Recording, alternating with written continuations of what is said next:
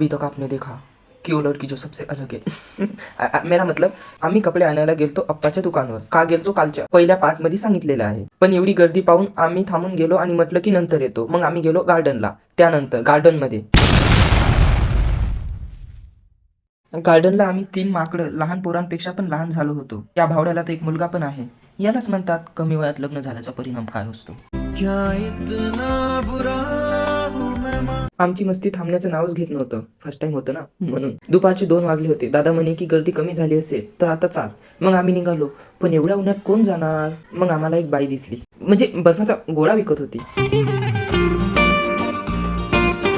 पण आम्ही तिच्यापाशी न जाता समोरच्या माणसापाशी गेलो.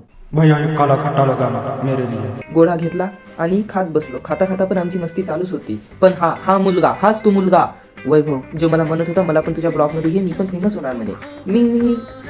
मी तर हाऊस द्यायला मी पण त्याला माझ्या ब्लॉग मध्ये घेतलं.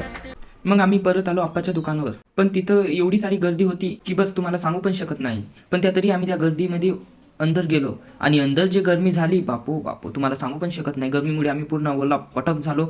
कसे तरी करून आम्ही कपडे निवडले. मग नंतर आम्हाला माहित झालं आप्पाने तर फसवण्याचे धंदे चालू केलेले आहे. मग आम्ही परत खाली आत वापस आलेलो आहोत. कमेंट मध्ये सांगा की तुम्हाला हा ब्लॉग कसा वाटला आणि मला फॉलो करायला विसरू नका. Okay bye.